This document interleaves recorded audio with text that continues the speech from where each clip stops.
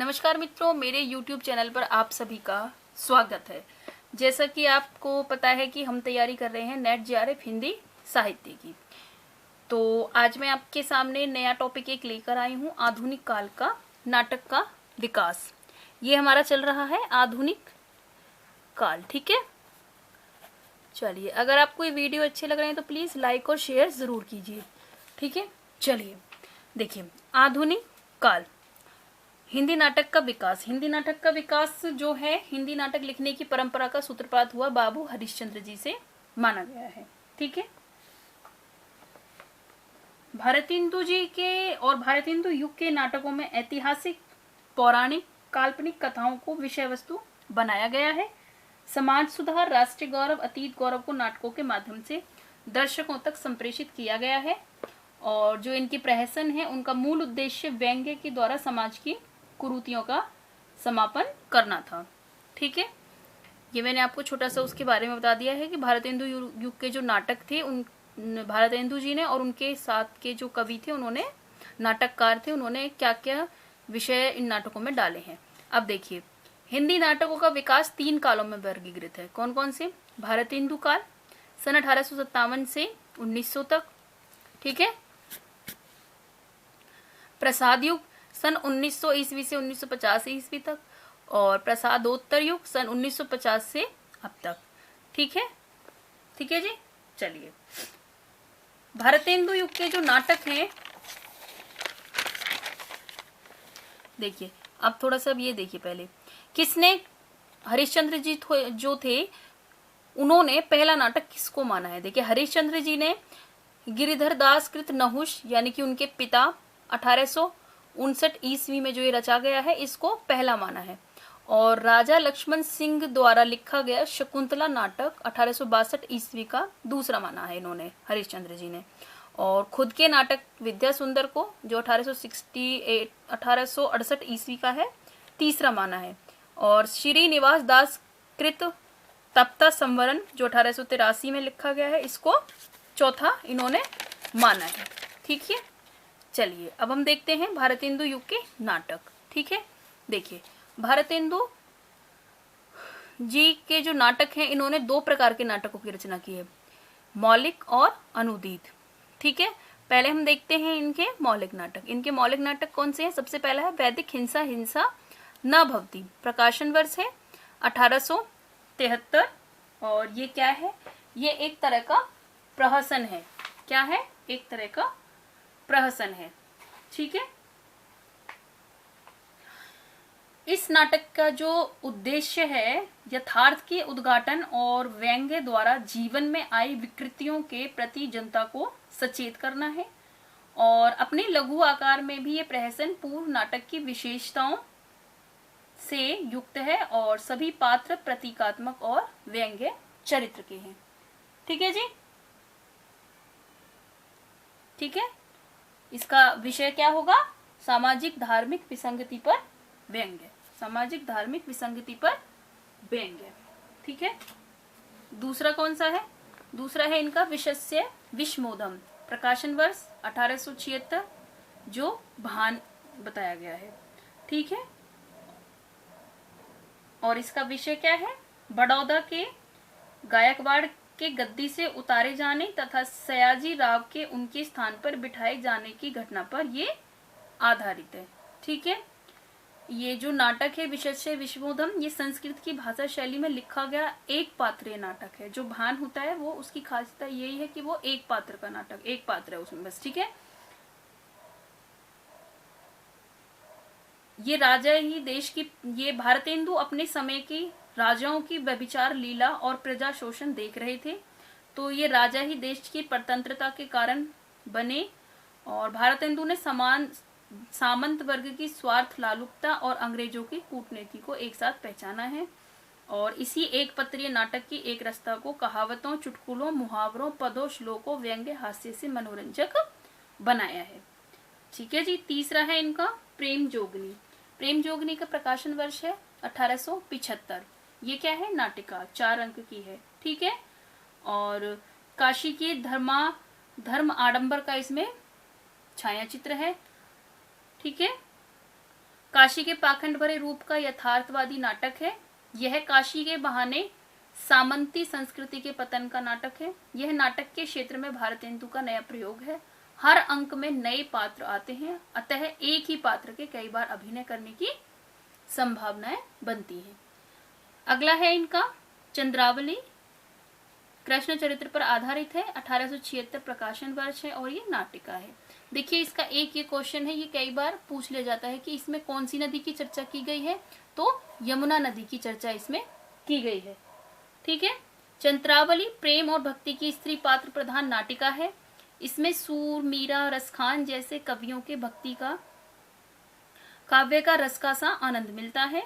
और चंद्रावली को रासलीला के लोक नाट्य रूप में लिखा गया है। राधा कृष्ण की युगल मूर्ति के उपासक भारतेंदु का अखंड परमानंद चंद्रावली के अनन्य प्रेम और भक्ति के द्वारा व्यक्त हुआ है। ठीक है।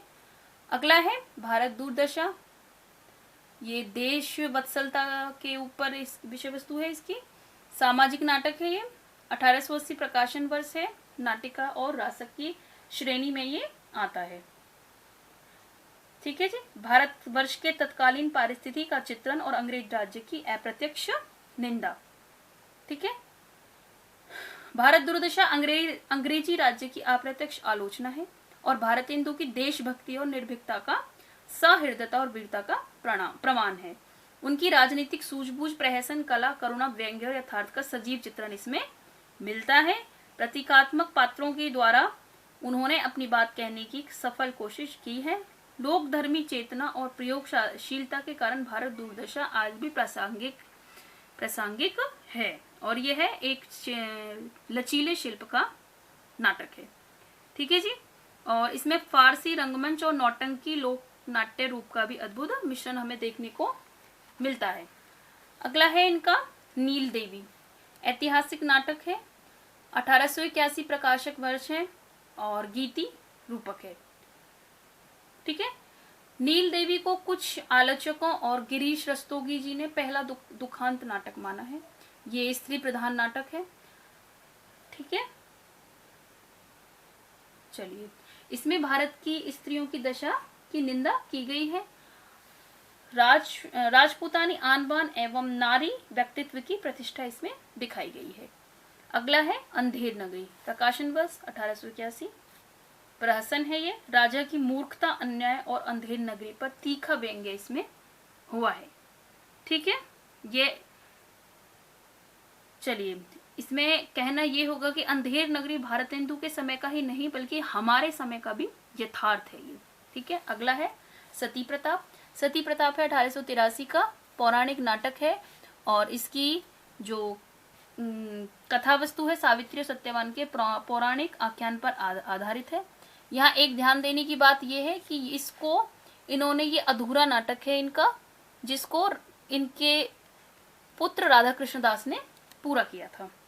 ठीक है जी। जिनको इनके पुत्र राधा कृष्णदास ने पूरा किया था।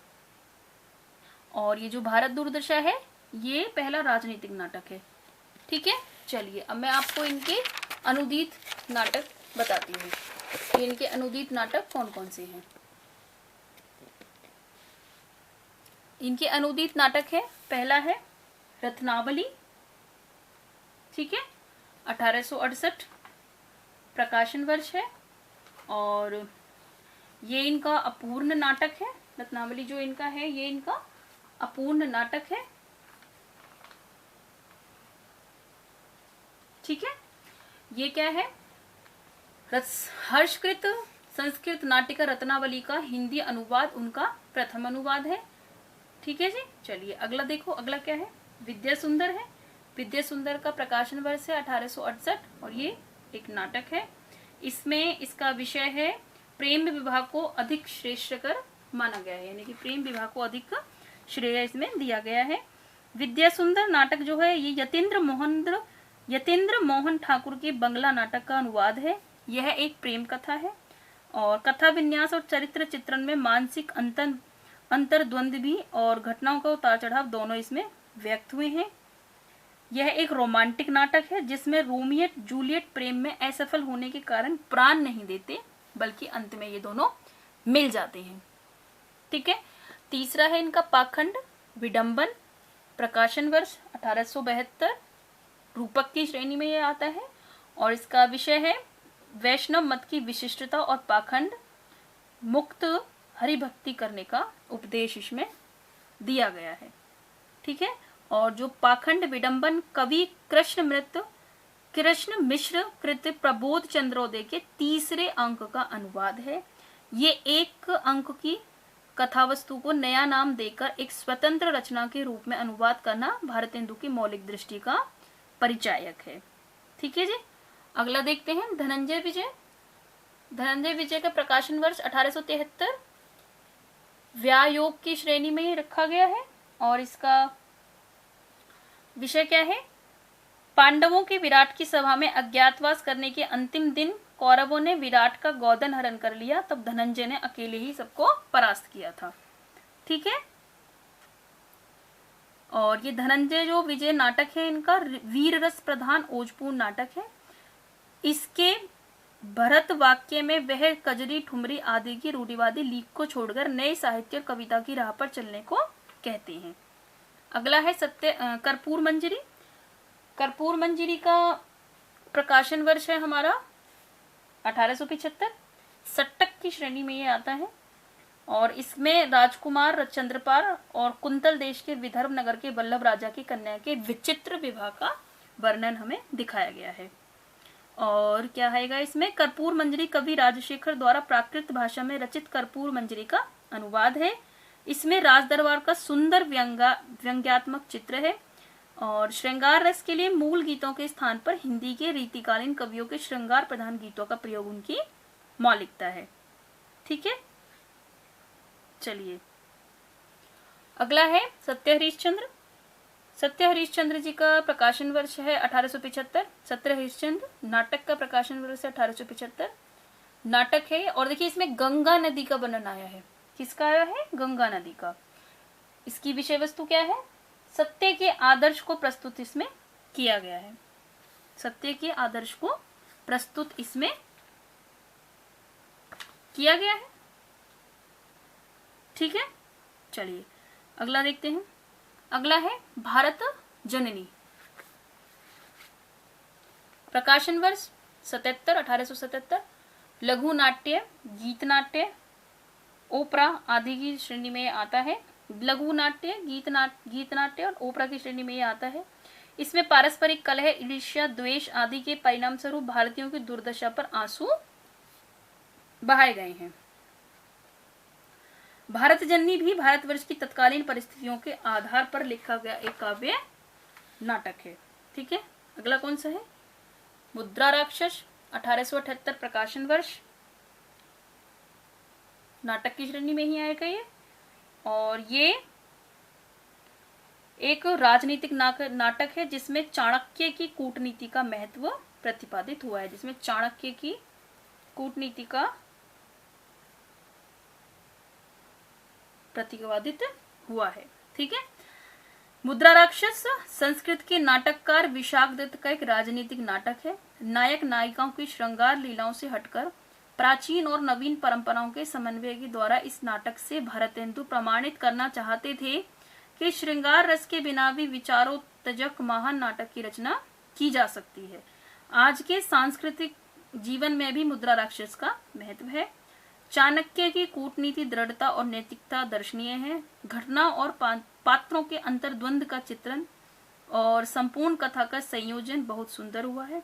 इस नाटक का अनुवाद और भी अधिक जीवंत और मौलिक है और एक प्रकार से यह अनुवाद की भाषा और स्वरूप का मौलिक उदाहरण है और ये नाटक साहित्य और रंगमंच दोनों के लिए अनुकरणीय है। अगला नाटक है इनका आखिरी, दुर्लभ बंधु। प्रकाशन 1880 और ये नाटक की श्रेणी में आया है। शेक्सपियर के प्रसिद्ध नाटक की कथा का भारतीयकरण किया गया है। इसमें शेक्सपियर के प्रसिद्ध नाटक की कथा का भारतीयकरण इसमें करा गया है। ठीक है। ठीक है जी। शेक्सपियर के प्रसिद्ध नाटक मर्चेंट ऑफ वेनिस का अनुवाद है ये। भारतेंदु ने पात्रों के नाम, स्थान, कथा, संवाद आदि में परिवर्तन करके उसका भारतीयकरण इसमें किया गया है। इस नाटक द्वारा सच्ची मित्रता और धनिकों के हृदय की क्रूरता दिखाना उनका उद्देश्य है। इस नाटक द्वारा सच्ची मित्रता और धनिकों के हृदय की क्रूरता दिखाना इनका उद्देश्य है। ठीक है जी, चलिए ये हो गए हमारे भारतेंदु जी के नाटक खत्म। ठीक है, देखिए अब मैं आपको इसकी एक छोटी सी ट्रिक बता देती हूँ। अनुदित नाटक की ट्रिक क्या होगी कि रत्ना और विद्या ने पाखंड किया धन के लिए मंजरी और हरिश्चंद्र के साथ। रत्ना और विद्या ने पाखंड किया धन के लोभ में मंजरी और हरिश्चंद्र के साथ भारत की दुर्लभ मुद्रा के लिए। किसके लिए? भारत की दुर्लभ मुद्रा के लिए। बस इसमें ये ध्यान रखना है कि दुर्लभ बाद में आएगा, मुद्रा पहले आएगा। भारत की दुर्लभ मुद्रा के लिए। ठीक है, अच्छा देखिए अब मैं अगर इसको आपको इसकी ट्रिक बताऊं मौलिक नाटक की। हिंसा को देखकर जोगनी चंद्रा ने विष पिया और वह भारत में नील देवी मंदिर में अंधेरे में जाकर सती हो गई। हिंसा को देखकर जोगनी चंद्रा ने विष पिया और वह भारत में नील देवी मंदिर में अंधेरे में जाकर सती हो गई। ठीक है जी, चलिए अब मैं आपको इनके जो जरूरी नाटक के लेखक और हैं उनके बारे में थोड़ा सा बता देती हूँ। हरिश्चंद्र जी को भारतेंदु की उपाधि किसने दी थी? पंडित रघुनाथ जी ने। ठीक है, हरिश्चंद्र जी को भारतेंदु की उपाधि किसने दी थी? पंडित रघुनाथ जी ने।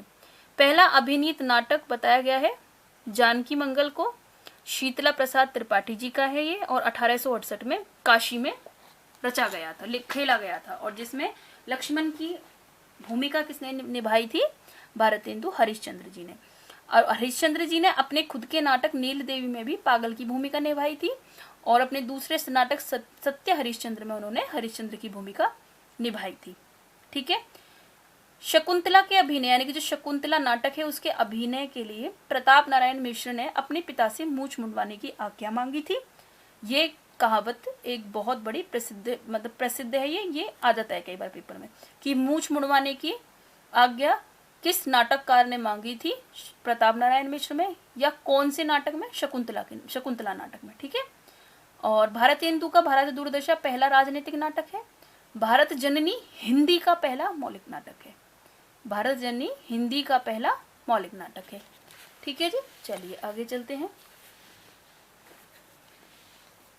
अगला है भारतेंदु को आधुनिक नाटक का जनक और हिंदी नवजागरण का अग्रदूत कहा जाता है। ठीक है, चलिए लाला श्रीनिवास आ गए हैं हम। लाला श्रीनिवास द्वारा रचित रणधीर प्रेम मोहिनी 1878 प्रकाशन वर्ष पहला दुखांत नाटक बताया गया है। ठीक है, अगला है इन्होंने नेशनल थिएटर की स्थापना। भारतेंदु युग के प्रमुख नाटककार हैं लाला श्रीनिवास दास। 1851 का जन्म है इनका, 1851 में, और इनका पहला नाटक है रणधीर प्रेम मोहिनी, पहला दुखांत नाटक है ये, 1878 में लिखा गया है, प्रकाशन वर्ष है, और रोमानी नाटक है। तप्ता संवरण 1883 प्रकाशन वर्ष, रोमानी नाटक। संयोगता स्वयंवर ऐतिहासिक नाटक 1885 प्रकाशन वर्ष। ठीक है, देखिए ट्रिक बना रखी है मैंने। लाला ने मोहिनी के लिए तप किया, फिर उनका संयोग से स्वयंवर भी हो गया, फिर उनका उससे संयोग से स्वयंवर भी हो गया। नहीं, ये तो याद ही रहेंगे तीनों। अगला है राधा कृष्णदास जी। राधा कृष्णदास जी के नाटक है दुखिनी वाला, 1865 इनका जन्म है, 1865 इनका जन्म है बताया गया है। दुखिनी वाला 1880 प्रकाशन वर्ष, सामाजिक नाटक। पद्मावती 1882 ऐतिहासिक। धर्मालाप 1885, महाराणा प्रताप 1897 ऐतिहासिक नाटक। अब आ जाइए बालकृष्ण भट्ट पे। ठीक है, तो बालकृष्ण भट्ट जी के जो नाटक हैं इनके हैं, पहला नाटक है जैसा काम वैसा परिणाम, 1873 का प्रहसन है ये। पद्मावती सामाजिक नाटक, पद्मावती नाटक है इनका, ऐतिहासिक नाटक। नई रोशनी का विष सामाजिक नाटक है। नल दमयंती स्वयंवर। जी तो बस ये ऐसे याद कर लीजिए कि बालकृष्ण भट्ट के कौन कौन से नाटक हैं बस। जैसा काम वैसा परिणाम, पद्मावती, नई रोशनी का विष, नल दमयंती स्वयंवर, वेणु संहार, वहन लला, कलिराज की सभा, रेल का विकट खेल, आचार विडंबन और बाल विवाह। ठीक है, ये हो गए इनके नाटक। दो जैसा काम वैसा परिणाम और बाल विवाह इनका है प्रहसन। ठीक है, ये इनके हो गए दो प्रहसन। चलिए आगे बताती हूँ मैं अब आपको। आगे आ जाएंगे हमारे राधाचरण गोस्वामी जी। राधाचरण गोस्वामी जी के 3 नाटक हैं। 4 नाटक हैं इनके। एक अमर सिंह राठौर है, सती चंद्रावली है, ऐतिहासिक नाटक है दोनों, 86 प्रकाशन वर्ष है। बूढ़े मुंह मुहासे 86 प्रकाशन वर्ष है, प्रहसन है ये। तन मन धन गुसाई जी को अर्पण, ये भी एक प्रहसन है। ठीक है। देवकीनंदन खत्री जी का है सीताहरण 1876 और रामलीला 1879। अंबिका दत्त व्यास जी का है भारत सौभाग्य सामाजिक नाटक 1887। देशी घी और चर्बी में व्यवसाय, प्रहसन है। गोपाल राम गहमरी जी का है देश दशा सामाजिक नाटक 1892। बस ये जो बाकी के नाटक अब आएंगे इनको बस आपको याद रखना है कौन सा नाटक किसका है बस। ठीक है। अच्छा, कुछ और प्रमुख नाटक हैं जैसे कि विजयानंद त्रिपाठी का महांधेर नगरी, प्रहसन है। प्रताप नारायण मिश्र का कली कौतिक रूपक, प्रहसन है। अंबिका दत्त व्यास जी का भारत सौभाग्य। अयोध्या सिंह जी के 2 नाटक हैं, दोनों पौराणिक नाटक हैं, प्रद्युम्न विजय और रुक्मणी परिणय, 93 और 94 के। ठीक है जी। देखिए, प्राणचंद चौहान कृत रामायण महानाटक और उदयकृत हनुमान नाटक, ये दोनों, ये 1610 का है और ये 1840 का है। ये दोनों नाटक की श्रेणी में नहीं आते हैं, ये दोनों पद्यात्मक रचनाएं हैं। लेकिन अगर हमसे ये पूछा जाए पेपर में कि रामायण महानाटक किसका है, तो प्राणचंद चौहान का और उदयकृत हनुमान नाटक, इनका कौन सा है? हनुमान नाटक। ऐसे क्वेश्चन ये एक बार शायद पूछा भी गया है। ठीक है, चलिए आगे चलते हैं। अमानतकृत इंदर सभा। अच्छा, बोली के अनुरूप कौन सा नाटक आएगा? राजा लक्ष्मण सिंह का अनुदित नाटक शकुंतला 1862 ईस्वी में खड़ी बोली का सबसे पहला नाटक माना जाता है। ठीक है। अच्छा, यहाँ पे एक छोटा सा पॉइंट है, ये भी याद कीजिए आप। नाटक के उद्देश्य, भारतेंदु जी नाटक के कितने उद्देश्य बताएं? भारतेंदु जी ने नाटक के 5 उद्देश्य बताएं। कौन कौन से?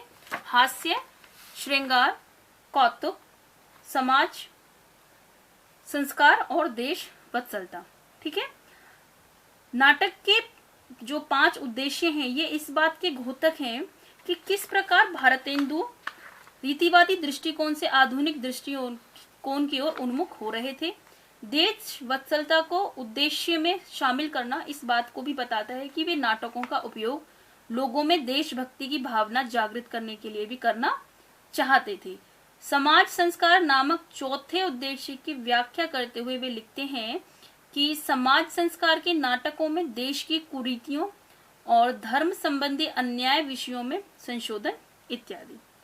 जैसे कि हमें पता है कि भारतेंदु जी का जो युग था, दौर था, वो नवजागरण का दौर था।